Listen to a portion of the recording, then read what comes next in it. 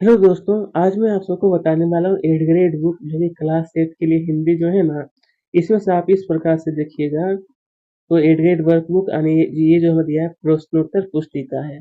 इसमें प्रश्न दिए जाएंगे और इसका आंसर बताना है। तो इसमें से अध्याय नंबर 17 आज हम लोग देखेंगे। आइए दोस्तों, ये जो आप सब देखिए मतलब क्या है, पाठ नंबर 17, जिसका नाम यहाँ बताया गया है ना कि वसीयतनामे का रहस्य। चलिए, तो दोस्तों ये जो आप सब देख रहे हैं, यहाँ से मैं आपको संपूर्ण उत्तर बताने वाला हूँ। बिल्कुल नई किताब का ये जो प्रश्न जो है ना, वो यहाँ पर आपको बताया जाएगा, सभी प्रश्न का उत्तर।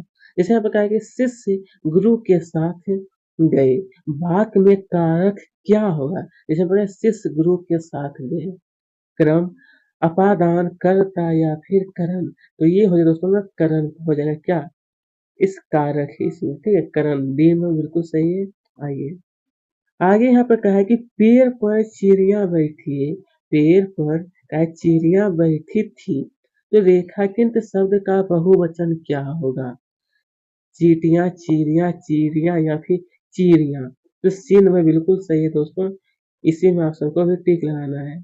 आइए नंबर 3 देखिए, प्रश्न 3 में कहा है राजा और वृद्ध किसान में क्या समानता थी? राजा और ये जो वृद्ध जो दिया है किसान में, यहाँ पर कहा है कि दोनों बुजुर्ग थे, दोनों न्यायप्रिय थे, दोनों मित्र थे या फिर दोनों भाई थे। तो ये है दोस्तों, दोनों न्यायप्रिय थे। बी नंबर बिल्कुल सही है, दोनों न्यायप्रिय थे। आइए अब यहाँ पर देखिए, प्रश्न क्रमांक 4 में कहा है कि महाराजा क्या है? तो कहा है महाराजा को मरे 3 साल हो गए, ऐसा किसने कहा था? ऐसा किसने? रानी ने, राज राजा के भाई ने, राजा के भाई ने, बहन ने या फिर गांव वालों ने। तो ये हो जाए दोस्तों ना, राजा के भाई ने ऐसा कहे थे। चलिए अब यहाँ पर प्रश्न क्रमांक 5 देखिए, कहा है कि दिए गए शब्दों में से आगत शब्द कौन सा है? कैसा? ये जो दिया गया ना, आगत शब्द कौन सा होगा?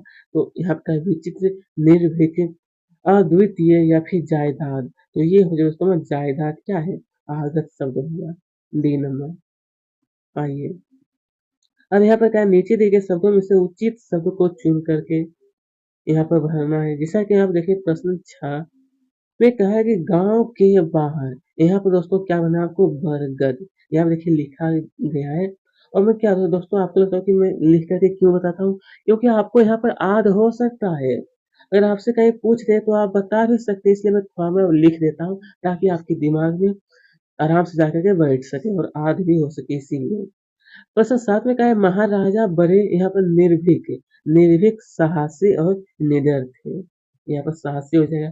तीनों भाई अपना अपना हिस्सा लेकर चले गए। इस भाग में प्रयुक्त पुनरुक्त शब्द हो जाएगा अपना अपना। पुनरुक्त का मतलब है दोस्तों, दोहराया गया शब्द कौन सा? यही ना है, अपना अपना। और बीच में जो चिन्ह लगा उसको कहते हैं योजक चिन्ह।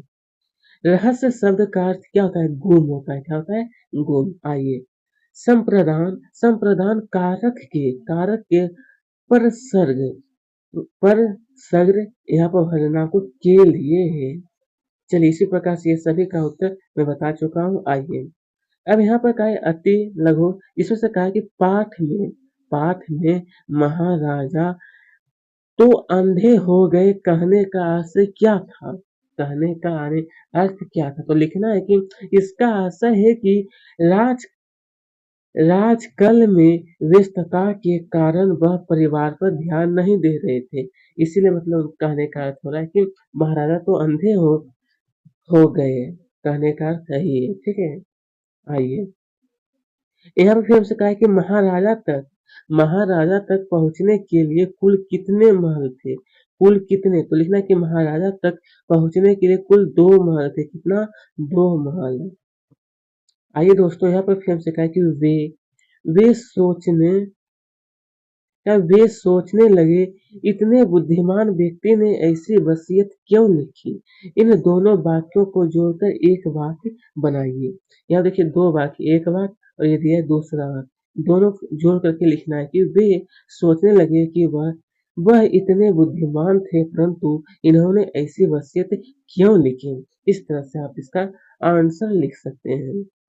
चलिए यहाँ पर क्या, ये जो वृद्ध है, दोस्तों ये जो दिया ना वृद्ध व्यक्ति के मन में क्या जिज्ञासा थी, आखिरकार जिज्ञासा क्या थी? तो इसने कि वृद्ध व्यक्ति के मन में यह जिज्ञासा थी कि उसका कौन सा पुत्र बेईमान है, वृद्ध व्यक्ति यह जानना चाहता था। ठीक है, आइए दोस्तों, अब यहाँ पर देखिए तो प्रश्न क्रमांक 15 में हमसे कहा है लघु लघु उत्तर ये है जिसमें से कहा है कि दूध का दूध और पानी का पानी, दूध का दूध और पानी का पानी करना मुहावरे का अर्थ बताते हुए वाक्य में प्रयोग कीजिए। तो आइए इसका आंसर लिखना है कि मुहावरे का अर्थ सही को सही, गलत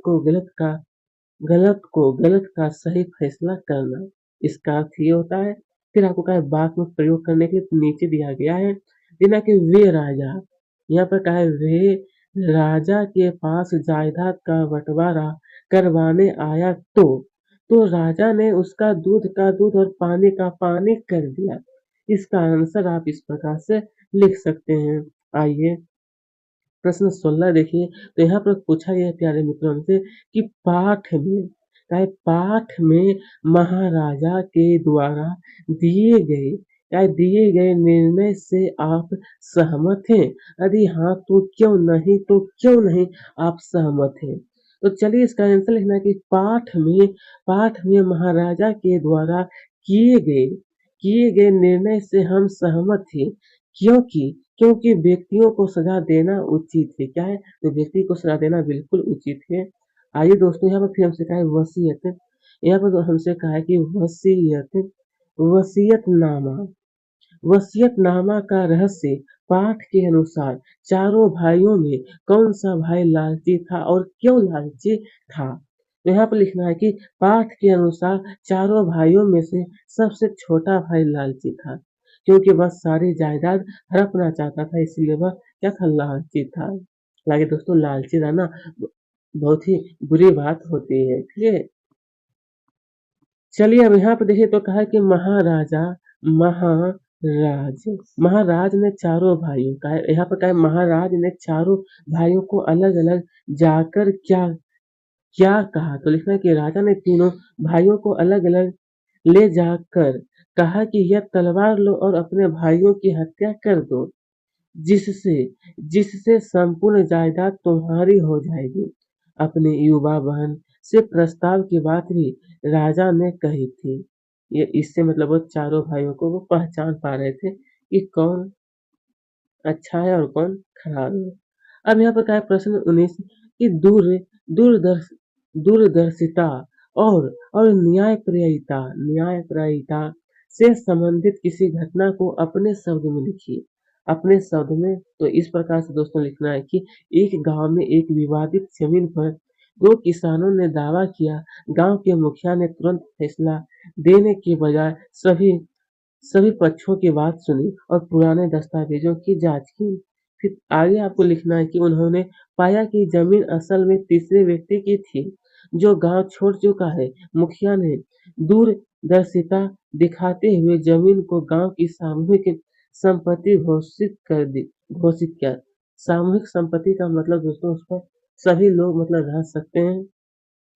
ठीक है, ऐसा नहीं कि किसी एक का समूह का वो हो जाता है। जैसे कि आपके भी आपके स्कूल होगा तो सरकारी स्कूल जो होता है तो सामूहिक स्कूल होता है, जिससे सभी को लाभ हुआ और न्यायप्रियता बनी रही। तो इस प्रकार से इसका आंसर आप लिख लीजिएगा। ठीक है, आइए यहाँ पर कहा है हमसे कि वसीयतनामा का रहस्य पाठ में प्रमुख पात्रों के चरित्र के बारे में अपने विचारों को लिखिए। तो आइए इसका आंसर लिखना है कि महाराजा बुद्धि न्याय प्रिय थे। उसके बाद फिर कहा कि बस प्रमुख पात्र कौन कौन है उसके बारे में बताना था। तो सबसे पहले ये हुआ महाराजा, फिर दूसरा है कि पहले तीन भाई, तो पहले तीन भाइयों का जायदाद का कोई लालच नहीं था। फिर चौथे भाई लालची कपटी कपटी थी। और यहाँ पे एक और दिया दोस्तों में वृद्ध किसान, यहाँ पे आपको एक चिन्ह दे देना है, उसके बाद लिखना है कि वृद्ध किसान दूरदर्शी तथा न्यायप्रिय था। कैसा? दूरदर्शी और न्यायप्रिय। ठीक है, तो दोस्तों आज के वीडियो हमारा ही पर समाप्त होता है। मैंने पूरा प्रश्न का उत्तर बता चुका हूँ। अगर अभी तक हमारे चैनल को सब्सक्राइब नहीं किए हैं तो जरूर कर दें और साथ में वीडियो को भी लाइक दें। और हो सके तो अधिक से अधिक अपने दोस्तों में शेयर कर सकते हैं। क्योंकि क्लासेट का संपूर्ण उत्तर मैं बताता हूँ, हो गया हिंदी, इंग्लिश, संस्कृत, साइंस